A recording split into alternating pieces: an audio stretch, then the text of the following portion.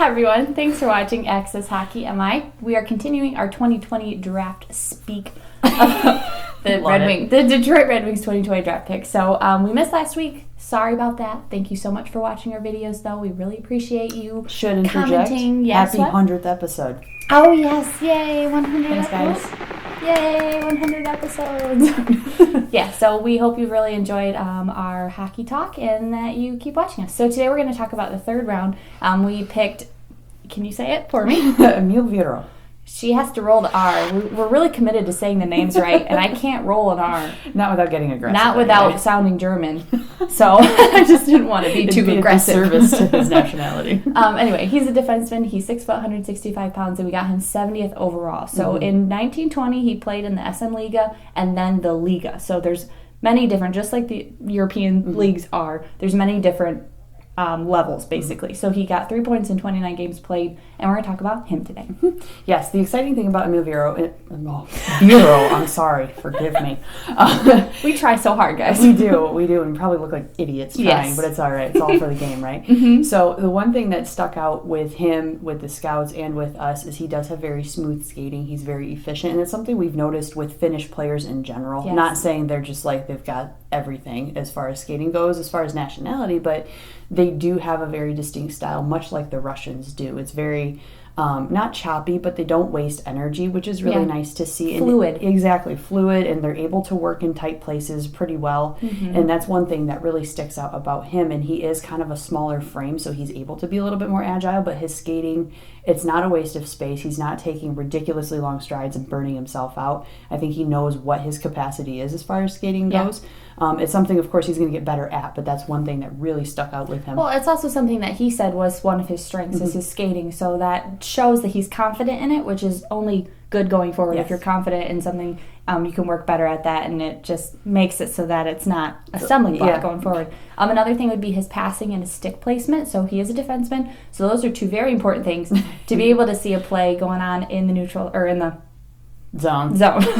Whatever zone. And in the neutral, wherever they are. It's just good to be able to pass and to have your stick placement. Mostly. Wherever you find yourself. He does say that he wants to be more offensive. So he likes to get in the rushes. He likes to do that part of being an offensive defenseman, which is great. I would like to see him be a better, more solid defenseman before getting into the trying to be the forward as well. But it's great to have that kind of a drive to where he is eager to get into the rush and eager to help his teammates out in front of the net too. And with the stick placement too, one thing to note, and this we'll discuss a little bit further, but he is able to use his reach. It's not very big right now, but as he gets bigger, knowing how to use his stick now with the reach he's got is a very good place to start, because as he does get bigger and as he does develop, he's going to have a better concept and understanding of his time and space and know exactly how to place that stick. So that's awesome. Another thing with him too, and it's not even as far as a skill, but it's a very important feature, he's got an excellent demeanor. It reminded us a lot of Ville Sarjärvi. Maybe it's a Finnish thing too. I don't know. Or maybe the Finns we get. It just seems like they're always, if they're playing hockey, they're in a great mood. Right, like, exactly. It doesn't matter they could die on the ice and they would die happy. Like he seemed very very confident, very positive. Just a smiley guy, which it doesn't seem like it would be a huge deal, but considering the development, considering kind of almost like the stagnation of their seasons and development now, it's a great place to be, because he knows that he can approach it with a positive attitude, and it's not going to wear him down, and he's not going to bring his team down either. And I was just going to say that it's very hard to fake that sort of enthusiasm for the game, and that only helps more in the locker room if you're going into like second or third period and you're down and you need someone who can pick you up. You need good attitudes. It's like how Mort Seider, he's got a great attitude, and that only helps people in the locker room to feed off that, because some guys don't have that. Like if I played hockey, it'd be really hard for me to be happy all the time. I don't know if I could be the positive one either. So it's just great to have someone like that. And I mean, if it's natural and it's how he is, it's just a great thing to have. It does help carry the team, and I think that's something that even with what we've discussed about other players, it's not something we've really highlighted much of, but he does have that, and it's very important. And as we've seen with the Red Wings post interviews, post-game interviews and things like that in the last few seasons, you can tell when a locker room is brought down, and it's hard to bring that back up. So if you've got that really good energy, and it goes into your game. It does. If you go out into the second or third it's like period, a little spark plug. Yeah, it goes into your game. If you can get some guys that can juice up the team, that's really good to have. And we've seen it, and like I said, it only helps to have guys who are like that. So juice up as far as positivity, not steroids. Yeah, just don't. Please don't. And then some improvements. Of course, I touched on this a little earlier. He needs to get a little better at the ozone presence. So he sees himself as an offensive defenseman, which is great because that's a skill to have. To be able to see a play, to be able to help the forwards execute the play in the ozone is great. Again, I'd like to see him become a more solid defenseman, of course, and be better in that role before branching out develop like that. A little bit at a time. Here. Yeah, which I'm sure will happen, and this is all with the understanding that he is in development. So we're just saying this as in the future we'd like to see this too. But it's cool he knows that about himself, though. But we love the two-way player. So if he can be an offensive defenseman, that's great too. It's just the name of the game right now. Yeah, shots, assists, all that jazz. Yep. And of course, the overriding theme for developing players is their size. He is a little smaller, so about 6 foot, about 165, so kind of a lightweight, really.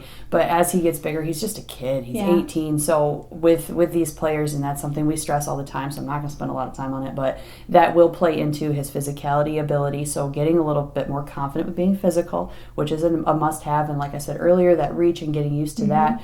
But if he's also got more power behind his body, his skating is going to be that much better. Yeah. So with that, it's going to be some time, of course, but that's, of course, one of the... And I'm sure you guys just wait for us to say the size. Yeah. I'm sure you guys are just like, where is it? Where is it? Basically, he's we say my it every size. time. It's development. We love the development side of it, and it's just truth of it is that you have to get bigger and stronger to play elite hockey. Right. And for him to be in the Liiga right now, it's a great place for him that's to the one thing that kept me out of the NHL. I wasn't big enough. That's hilarious. NHL. Not, anyways. So another thing that he could improve on is taking risks. So he's a very safe player. I think that kind of tends to be, so the risk taking would be being able to see the potential on the ice in the play. So I think as he keeps getting that hockey IQ in him, and as he keeps getting better, those risks will come just because if he can trust his team, of course, and he can trust his position and that he can, execute properly, that's when players are more comfortable taking risks, is when they have the backing of their team and when they have the backing of the confidence from the play and from getting that confidence through play. Right. And with that too, I'm sure the league itself has a lot to do with that because it is a big passing league.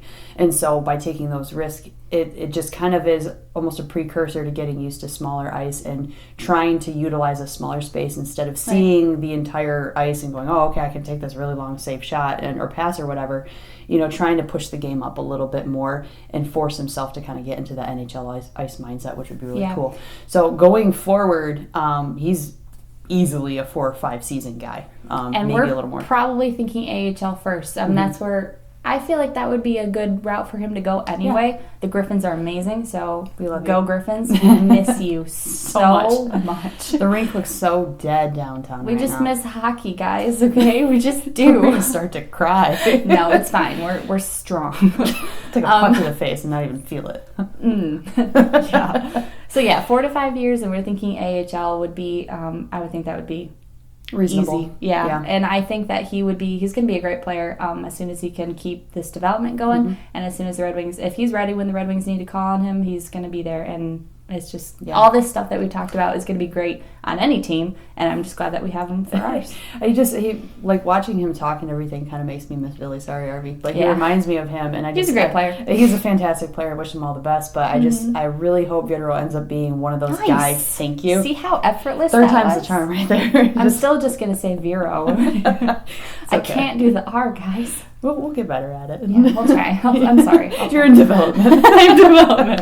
I need that development time. Right. All that to say, it'll be really nice to have his positive demeanor, and it's going to be really exciting to see how he takes this next season in Liiga as a full season there, just to see how he uses that. Yeah. So that's our take on Eemil. I'm not going to say his last name. Let us know what you think about him, and if you've heard of him before he was drafted, and if you've seen him play, that'd be great to hear. Have a great Thanksgiving, and we wish you all the best. And crush the like button and share it with all your non-hockey loving friends. You guys are great. And if you're in Canada, you probably already had Thanksgiving. But happy Thanksgiving anyways. Bye, guys.